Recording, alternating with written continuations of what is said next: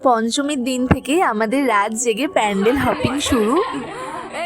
নমস্কার, আমি দেবলীনা। আমার চ্যানেল সিম্পল লিনাতে তোমাদের আরও একবার স্বাগত জানিয়ে আজকের ব্লগটা শুরু করতে চলেছি।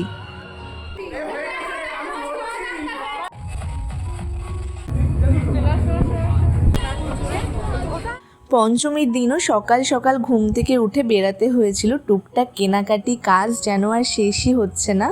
বাড়ি আসতে আসতে বেশ বেলাই হয়ে গিয়েছিল। বাড়ি এসে ঝটপট স্নান করে লাঞ্চ সেরে চলে এসেছি ঘরে। এখনও কিছু টুকটাক কাজ বাকি আছে।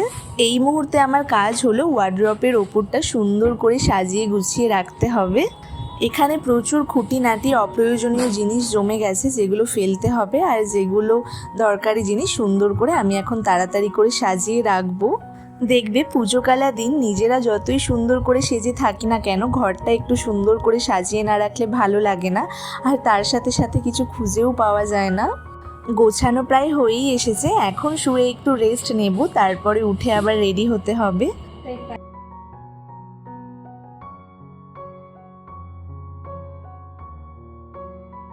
দুই নায়িকাকে আজকে সেম সাজিয়ে দিতে হবে, এটাই রিকোয়ারমেন্ট আছে। তো ওরও যেভাবে আয় করেছে এরও সেভাবে আয় করেছে। এটা ডাউন করো। শুভশ্রীকে দেখতে যাচ্ছে বলে কথা, তাও আবার স্টেজে উঠবে। এটা মানে শুভশ্রী ওদের কাছে কিছুই না। মিমির কোলে বসেছিলাম, আমি দেখে ভুলে গেলি। এটা বল, সামনে বল। মিমির কোলে বসেছিলাম আমি। আমিও।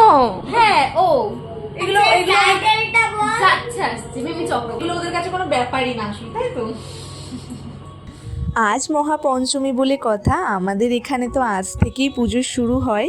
ওইদিকে দুই সখীকে রেডি করিয়ে এসেছি, দেখতে কে কেমন সাজগোজ করছে। এখানে এখন কাকা রেডি হচ্ছে। কাকার একটু তাড়াতাড়ি রেডি হওয়ার যদিও কারণ আছে। আজ আমাদের পাড়ায় উদ্বোধন, আর আমাদের পাড়ায় গেস্ট হিসাবে কে আসতে চলেছে সেটা একটু পরেই তোমরা দেখতে পাবে। আর আমাদের পাড়ার সেক্রেটারি হলেন আমার কাকা শ্রী গোপাল চন্দ্র সাহা। তাই জন্যই একটু তাড়াতাড়ি সাজুগুজু করে রেডি হয়ে নিচ্ছে। গেস্টকে তো অভ্যর্থনা জানানোর জন্য স্টেজে উঠতে হবে, তাই না? এইদিকে মাসি কাকাকে রেডি করিয়ে দিচ্ছে। মাসিরা আজকেই এসেছে, প্রতিবারই মাসিরা পুজোটা এখানেই কাটায়।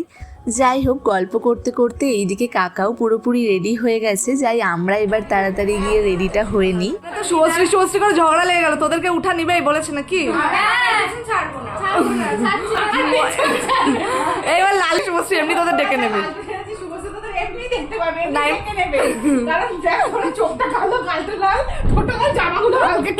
ওই জন্য সাজিয়ে দিয়েছি।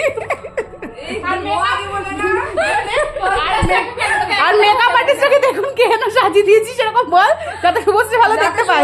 ভালো একদম হাইলাইট করে ওদের চোখগুলো। টাওয়ার বিনা পয়সার সাজ। আর দেখা মেকআপের ইয়েগুলো, দেখা প্রোডাক্ট গুলো। এই তো এখানে এইভাবে থাকে। এই দেখো ফরএভার 52, আর কি কি আছে, হিলারি হুডা, কালার বার, এইসব দিয়ে সাজিয়ে দিচ্ছে। আর বলছে কিনা 5 দিনে 50 টাকা দেবে। এগুলো মানা যায়? কাল থেকে ওদের কিভাবে নো মেকআপ লুক চলবে, আমি কিন্তু আর দেবো না। অনেক আড্ডাই আর কি হলো। এবার আমরা একদম রেডি হয়ে চলে এসেছি। প্রতিবারই বোন আর মৌমিতার অন্য দিনের মেকআপের তুলনায় আজকের মেকআপটা একটু বেশি স্পেশাল থাকে, কারণ ওরা প্রতিবারই চেষ্টা করে কাকার সাথে স্টেজে ওঠার। এই নিয়ে ওদের দুজনকে একটু রাগাচ্ছিলাম। আজকের দিনটায় ওদেরকে একটু বেশি ঠোঁটটার গালটা লাল লাল করে দিই, যাতে হচ্ছে যেই আসুক না কেন ওদেরকে আগে চোখে পড়ে। ঠিক আছে, আজকে মহাপঞ্চমী, আর আমি এখন রেডি হয়ে বেরোচ্ছি। রাত 11টা বাজে। সকালে অনেকগুলো টুকটাক কিছু কাজবাজ ছিল, সেগুলো করতে করতে 5টা বেজে গেছে। তারপরে একটু রেস্ট না নিতে নিতে আবার বোনদেরকে সাজানো, সব কিছু রেডি করা, মেকআপ টেকআপ সব কিছু গুছিয়ে নিয়ে তারপরে সাজতে বসেছি। এই সব কিছু করতে করতে রাত 11টা বেজে গেল। এখন আমরা নাইট আউট করবো, রাতে কিছু কিছু ঠাকুর দেখবো। আর আমাদের পাড়ায় আজকে গেস্ট আসার কথা উদ্বোধনের জন্য। আমাদের পাড়ায় আসবে শুভশ্রী গাঙ্গুলি, তো এখনও এসে পৌঁছাতে পারেনি। 9টার সময় আসার কথা, এখন 11টা বেজে গেল, এখনো আসতে পারিনি। আদৌ আসবে কি আসবে না জানি না। তো এখন সেজে গুজে চলো মণ্ডপে যাই। বোনরা আগেই চলে গেছে, মোটামুটি 15-20 মিনিট আগে। আমার ভীষণ খিদে পেয়ে গিয়েছিল, আমি বেশি রাত করে খেতে পারি না। আর যেহেতু বাড়িতেই আছি, টাইমে ডিনার করে নেওয়াটাই ভালো, তাই আমি খেয়ে নিলাম। খেয়ে দিয়ে এখন যাচ্ছি। তো চলো শুরু করি। দেখো বাড়ির নিচে কত ভিড়। পুজো আসলে না এই ব্যাপারটা ভীষণ ভালো লাগে। কখন সকাল, কখন সন্ধ্যা, আর কখন রাত কিছুই বোঝা যায় না। দেখো এখন ঘড়িতে বাজে রাত 11টা। আজ সবে মহাপঞ্চমী। আজ থেকে আমাদের পাড়ার প্যান্ডেলের লাইনটা একবার শুধু দেখো। আর এটাই হলো আমাদের পাড়ার প্যান্ডেল। আমাদের পাড়ার প্যান্ডেলটা কেমন হয়েছে কমেন্টে কিন্তু জানাতে একদম ভুলবে না। আর এখন আমার সাথে আছে দুই কিউটি, গিনি আর নিনি। এই দুটো হলো আমার দিদির মেয়ে, ওরাও এসেছে এখন ঠাকুর দেখতেই। দাদা ঢুকতে পারবো তো আমরা? তো লাঠি কই? কি রে? আর মণ্ডপের ভেতরে ঢুকতেই দেখি আমাদের পাড়ার বিরাট বড় ভলেন্টিয়ার দাঁড়িয়ে আছে। আমি না দেখেছি বড়দের থেকেও ছোটরা কিন্তু অনেকটা দায়িত্ব নিয়ে পুজোর কটা দিন এই কাজটা করে। আর এই দেখো আমাদের পাড়ার দুর্গা প্রতিমা, আহা দেখেই যেন মনটা একদম জুড়িয়ে গেল। এবার চলো মণ্ডপের ভেতরটা তোমাদেরকে ভালোভাবে ঘুরে দেখায়, আর কি থিমের ওপর আমাদের এই মণ্ডপটা করা হয়েছে সেটাও তোমাদেরকে ভালো করে বুঝিয়ে দিই।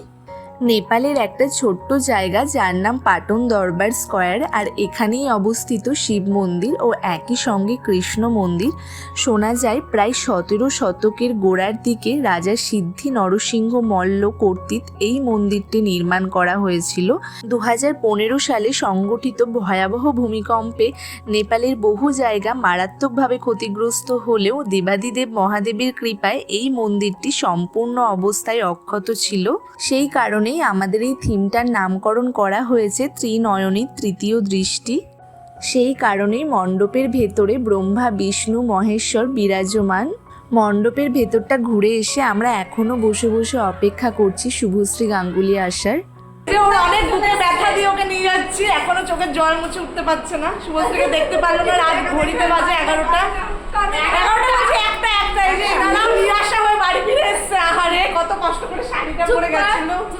নৃশংস দিদিদের প্রতি মনে একটুখানি দয়া হয়েছে, তাই আমরা ঘুরতে নিয়ে যাচ্ছি। তাও ব্যাগটা দিচ্ছিল একজন, তাও আমরা যাচ্ছি। আমরা নিয়েই যাবো বলেছিলাম, ঠিক আছে? আমরা এতটা খারাপ মানুষ না। হ্যাঁ, তাই ও কেন ব্যাগটা দিচ্ছিল?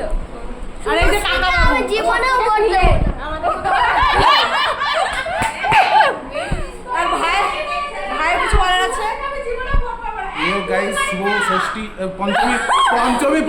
যাই হোক, শুভশ্রী আমাদের অপেক্ষায় রেখে রেখে আর তো এলো না, আর আমরাও আর ওয়েট করতে পারছি না। আমরা এবার সবাই মিলে বেরোচ্ছি ঠাকুর দেখতে। তাই জন্য তো সবার ভীষণ মন খারাপ। সব থেকে বেশি মন খারাপ মৌমিতা আর বুনুর। ওরা তো স্টেজে উঠবে জন্য সকাল থেকে সাজগোজের প্ল্যান ওদের চলছিল। আর মৈনাকেরও ভীষণ মন খারাপ, ও তো বলছে আমি আর শুভশ্রীকে ভোটই দেবো না। শুভশ্রী আমাদের এখানে এসেছিল, অনেকগুলো প্যান্ডেলই উদ্বোধন করেছে। 2-3টে প্যান্ডেল কোনো কারণে উদ্বোধন করতে পারেনি, কি আর করা যাবে। সে ওইদিকে যা হলো হলো। এখন তো আমাদের বাড়িতে পুরো মারপিট লেগে যাওয়ার মতো অবস্থা। ভাইয়ের ইচ্ছা নেই এই পুচকু পাচকাগুলোকে নিয়ে ঠাকুর দেখতে যাওয়ার, আর ওরা জোর জবরদস্তি যাবেই। এই নিয়েই অনেক ঝগড়া অশান্তির পর এখন আমরা সবাই মিলেই বেরিয়েছি ঠাকুর দেখতে। গোটা বহরমপুর জুড়ে আমাদের এখানে প্রচুর প্যান্ডেল হয়, তাই আমরা ভাগ ভাগ করে নিয়েছি। আজকে এই দিকের ঠাকুর দেখব, কালকে অন্য দিকের ঠাকুর দেখব, এইভাবে। মাঝে মাঝে ভাবি এখন কত বড় হয়ে গেছি। প্রতি বছর আগে ছোটবেলায় এই দিনটা বাবার কাছে ভীষণভাবে আমাদের বায়না থাকতো ঠাকুর দেখাতে নিয়ে যাওয়ার জন্য। 3-4 বছর আগেও বাবার সাথে করেই আমরা ঠাকুর দেখতে বেরাতাম। একটা স্কুটি চালাতো বাবা আর একটা স্কুটি চালাতো রাজ। কিন্তু বাবা এখন আর পেরে ওঠে না, রাস্তাঘাটে এত ভিড় আর গোটা রাত জেগে ঠাকুর দেখা, তাতে বাবার ভীষণ কষ্টই হয়ে যায়।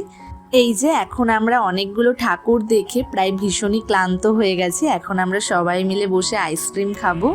আর এই দেখো বাচ্চা পাটির অবস্থা দেখো, একজন সামনে আর একজন পেছনে, এইভাবেই গোটা রাত ঠাকুর দেখা চলেছে আমাদের। বেবি 5 বছর না 3 বছর? 3 বছর না 2 বছর। রাত যতই বাড়ুক মানুষের ভিড় কিন্তু কমছে না। এখনো পর্যন্ত যতগুলো প্রতিমা দেখলাম প্রত্যেকটা প্রতিমায় এত সুন্দর হয়েছে, মনে হচ্ছে কিছুটা সময় নিয়ে শুধু মাকেই দেখি।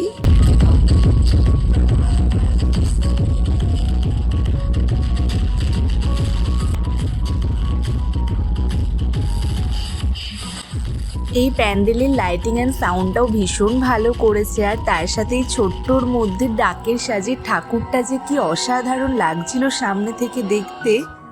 আজ আমরা শুভশ্রীকে সামনে থেকে দেখতে না পেলেও ব্যানারে শুভশ্রীকে দেখতে পেয়েছি, তাই ওরা ব্যানারের সামনেই দাঁড়িয়ে পড়েছে ছবি তুলতে। অল্প টাইমের মধ্যে আজ আমরা বেশ অনেকগুলো প্যান্ডেলই কভার করেছি, আর একটু আগে বেরোতে পারলে আরও কিছু প্যান্ডেল আমরা দেখতে পেতাম।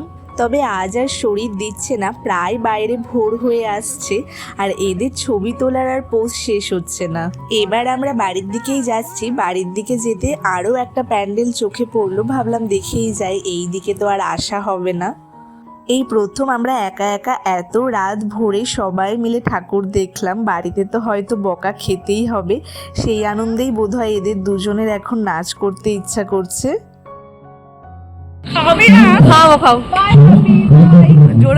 বোন বোনের হাবিকে টাটা করে এবার আমরা সবাই মিলে বেরিয়ে পড়েছি। আর কোনো প্যান্ডেলে দাঁড়ানো না, ঘড়িতে এখন বাজে 4টে।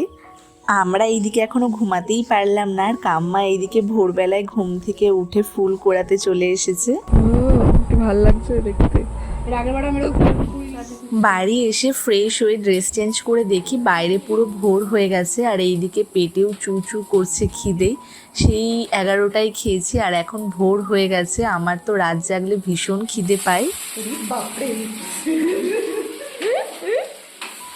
অনেক দিন হয়ে গেল নিজে নিজে রান্না করি না, ডিমটা ফাটাতেও ভয় লাগছিল। এখন খেতে হবে পান্তা ভাত, তার সাথে কাঁচা পেঁয়াজ আর ডিমের ঝুরঝুরি। এইদিকে তো দুজন খেতে বসে গেছে, এবার আমরা দুজনেও খেয়ে নিই। তবে চলো আজকের মতো আসি। তোমাদের যদি ব্লগটা ভালো লেগে থাকে লাইক, কমেন্ট অ্যান্ড শেয়ার করবে, সাবস্ক্রাইব করতে ভুলবে না। আবার দেখা হচ্ছে নতুন কোনো ব্লগ নিয়ে, ততক্ষণের জন্য টাটা।